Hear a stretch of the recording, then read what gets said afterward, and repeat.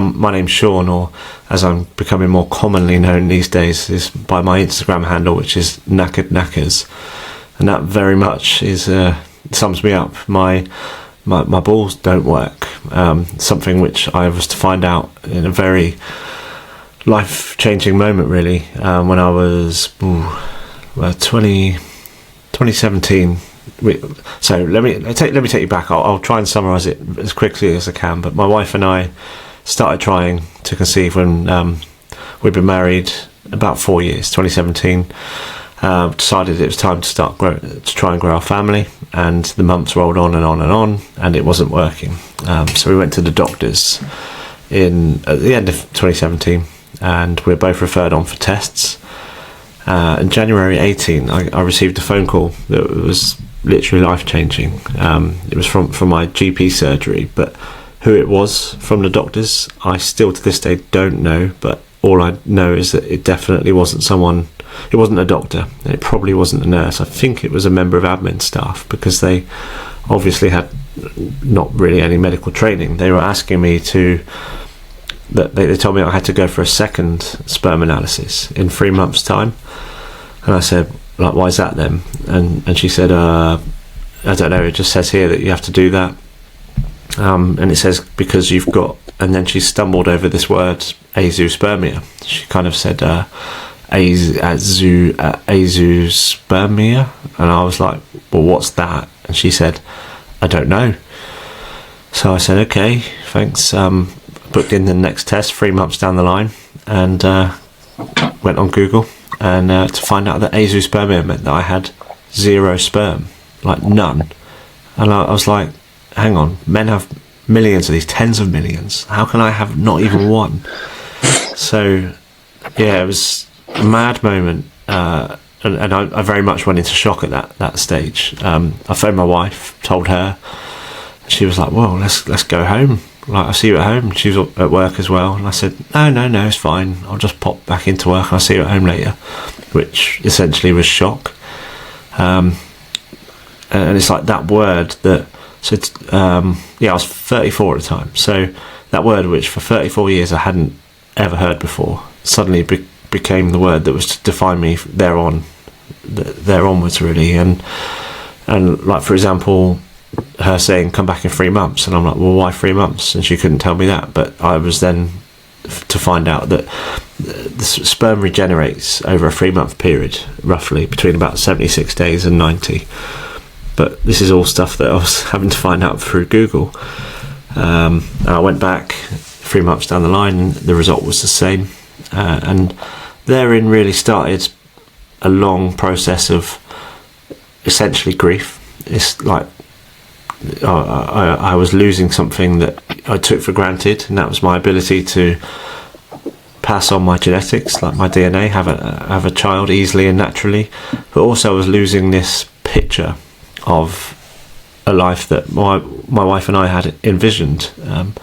I didn't know I was going through grief. I was just, for the next kind of couple of years, bouncing around all these emotions like anger, blame,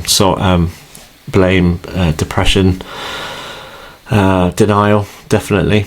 And I didn't know this, but in hindsight I could almost pinpoint and signpost each bit, and because they are the first 4 of the classic elements of grief, in no particular order. You kind of go between them all.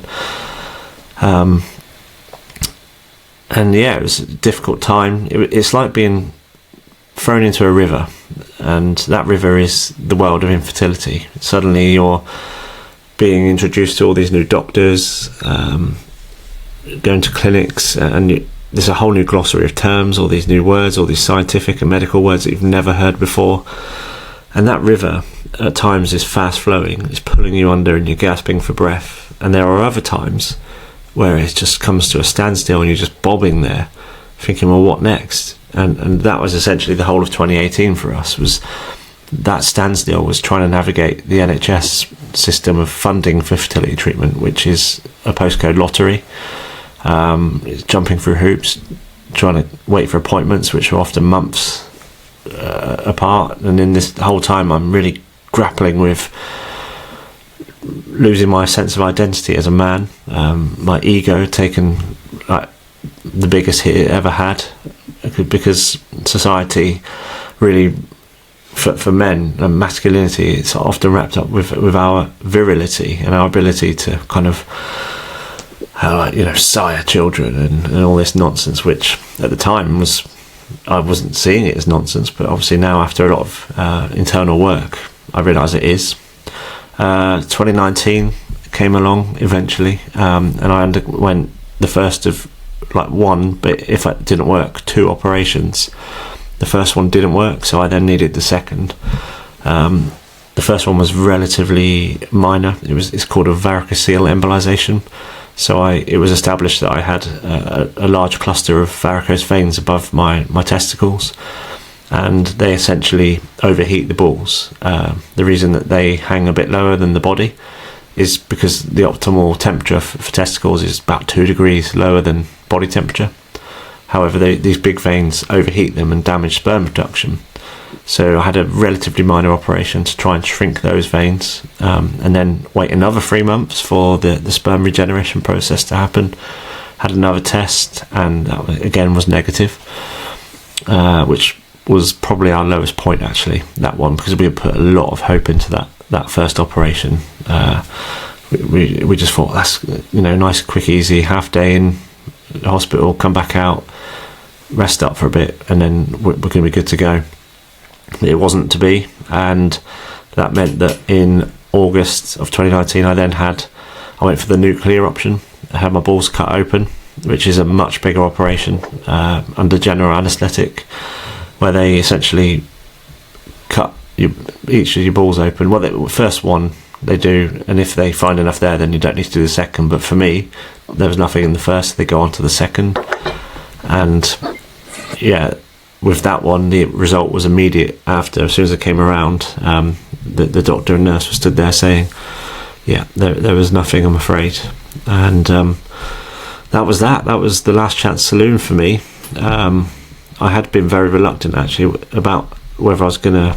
It took a lot of consideration to figure out if I was going to have that operation or not, because it was major surgery and it can have lasting side effects. For example, decimating my body's own ability to make testosterone, leading to potentially a life on TRT, which happened, which I am now. But I did it.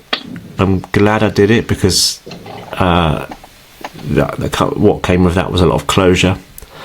And we then pushed on from there, and again, after a lot of soul searching, kind of really figuring out who I was as a man, as a potential father, we chose to pursue our dream of becoming parents by using donor sperm. And we started with that at the end of 2019, which then kind of moves into the traditional IVF,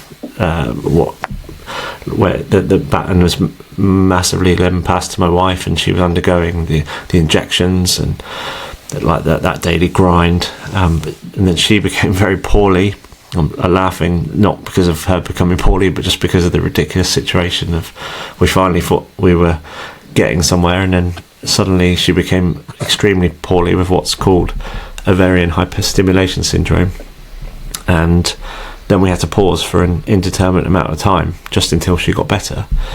She got better around February 2020, and we were given the green light to go ahead the next month, and we were due to start, and then 2 days before we were due to start, lockdown happened.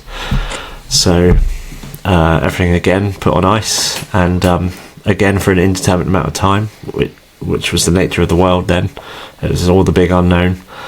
Eventually fertility clinics were allowed to reopen in May 2020, and we were in the right kind of time of her monthly cycle to crack on, and we did, and we had 2 embryos transferred, and they stayed. They decided to hang around, and those 2 embryos in February 2021 became our twins, Ray and Evelyn, and life has never been the same since, for many wonderful reasons, and for some not so, like extreme sleep deprivation.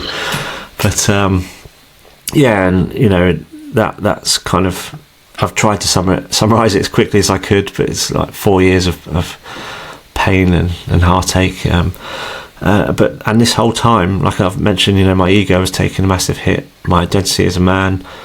I was looking around for other blokes to speak to read their stories, to hear their stories. Nothing. Absolutely nothing. Silence. So it made me feel like I was the only man that had ever gone through this, because there was no one talking about it. And you get told these stats from the doctors of like, 1 in 6 and all this, and it's 50-50 male and female, like kind of attribution to fertility issues. And I'm like, well, it can't be, because there's no other men talking about it, so I must be the only one.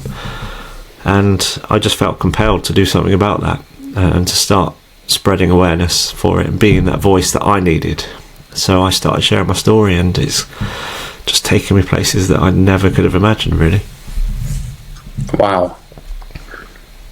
Man, that's amazing. I mean, what an honest, vulnerable and beautiful personal story, that now gives us a great bit of context behind the conversation we're now going to have, and the guy that you are and the things you do today. So thank you for sharing that. It must have been a whirlwind of trials and tribulations and crushed hopes and successes, and it's just amazing to hear that you are in a setup now with your own little family and everything that comes with that. I mean, Jacob, do you have any thoughts before we sort of move further on? Because that's quite impactful. It's like you've finally won now. It's like everything that you've went through is now worth it. And I just really admire the fact that you're empowering that journey and being the brave one that is speaking about it. Thank you. I think. Go on. So, thank you. It took a long process of evaluating things, and I make it sound like it's almost overnight the way I talk about it in 11 minutes or so, like that. But I started reframing it like, this hasn't happened to me, it's happened for me. And you kind of figure out that there's a choice in how we deal with everything, and do I let this drag me down and crush me, or do I choose to thrive in spite of it?